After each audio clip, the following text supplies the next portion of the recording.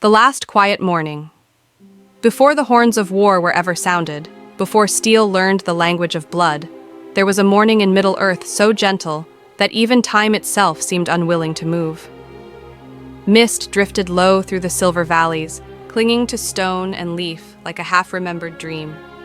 The realm was called Noorah, an elven sanctuary hidden east of Rivendell, where rivers sang quietly beneath marble arches and the wind carried memories older than sorrow. Here, the world still remembered how to be kind, and upon a high balcony of living stone stood Noorah. She did not move at first. She listened, to the leaves, to the river, to the fragile silence. Her presence alone seemed to calm the morning, yet within her chest something ached. Noorah was of the Eldar, born beneath starlight. Her eyes held centuries of peace and loss intertwined. She had watched seasons pass like slow breaths. Kingdoms rose, kingdoms faded. Still, this morning felt different, because this was the morning before the Great War. And love, she would learn, is always loudest just before the world breaks. Noorah felt the change before the messengers arrived. Elves always did. A tightening in the air, a hush beneath the birdsong, as if the land itself had drawn a careful breath. Far beyond the mountains, the shadow stirred. Old alliances weakened like weathered stone. Men sharpened swords without knowing their cost. Songs of hope dimmed at their edges. The world leaned toward war. She had been chosen, not by crown nor command, but by whisper, by prophecy carried through roots and stars. A fate written softly, yet impossible to escape. She despised such words. When the last kiss is given before war, the fate of light shall turn upon the choice of one. Noorah closed her eyes at the memory of it. Prophecies dressed fear as wisdom and demanded obedience in return. Chapter the Sin, the one she loved. His name was Arion, a man of the western hills, born mortal. His life was brief by elven measure, yet his spirit burned fiercely, bright, unafraid. They did not meet in prophecy or battle, nor in song or ceremony. They met among ruins, a forgotten elven library, broken and overgrown, where stories waited for someone to remember them. He asked her what she was reading. She answered, "Stories of things that refuse to die." He smiled, not politely, but truly. "Then they sound worth remembering," he said, and in that moment, centuries bent. Chapter 3, Love that Defies Time. Elves love slowly, with caution earned through loss. Affection must pass 1,000 silent tests. But love does not ask permission. It arrives when it wills. It crept into her days through silence, through shared walks beneath silver leaves, through Arion's wonder at simple things. He looked at stars as if they were new. She had forgotten they could be. He listened to her stories as if they mattered, never once treating her immortality as distance. To him, she was not legend. She was Noorah, and that frightened her most of all. Chapter 4, The Choice That Broke Her. The council summoned her at moonrise, white-robed elders beneath living starlight. Their eyes carried centuries of sorrow. Their voices were gentle but final. The war cannot be won by steel alone.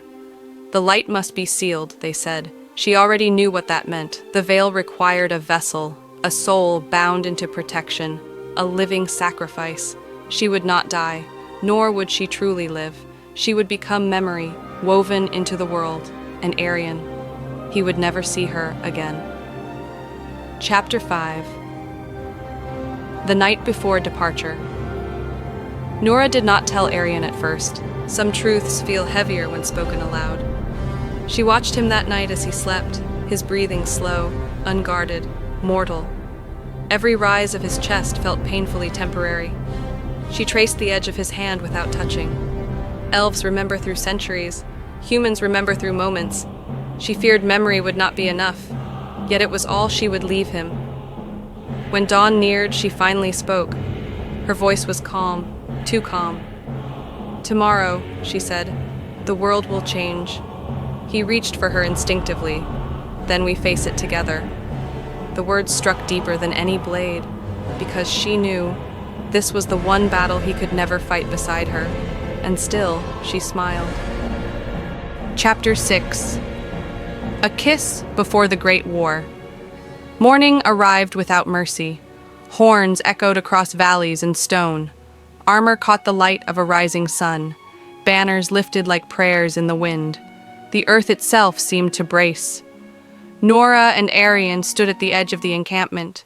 The world rushed forward around them, yet time slowed between their breaths. She raised her hand to his face, as if memorizing him by touch. "If I do not return," she said softly, "remember me not with sorrow." His eyes glistened, but his voice did not break. "I will remember you with every breath." And then she kissed him. The kiss was not desperate. It was not hurried. It was reverent, a promise made without witnesses, a moment the world would try and fail to erase.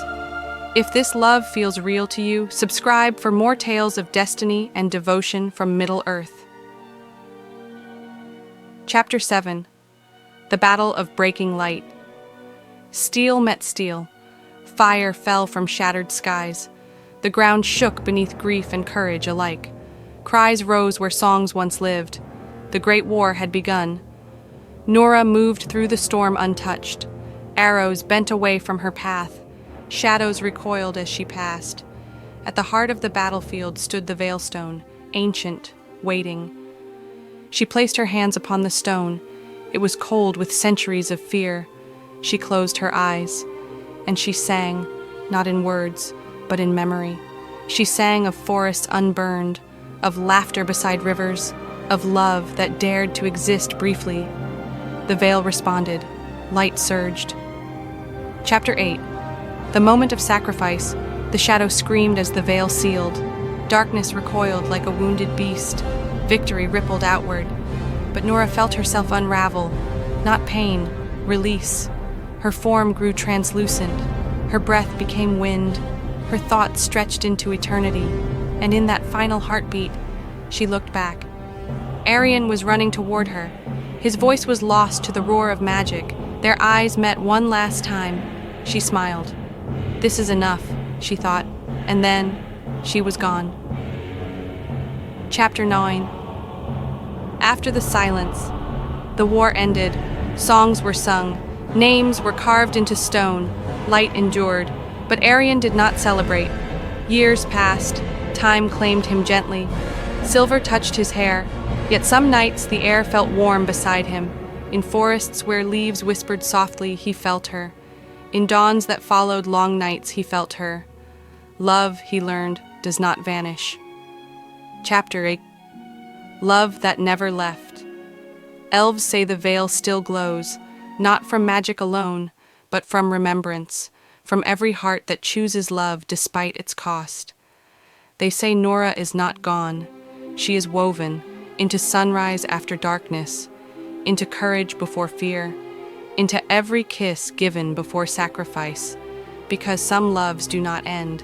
They do not fade. They become the world, and the world remembers them forever. If this story made you feel something, leave a rose in the comments. Subscribe for more legendary tales of love, sacrifice, and destiny.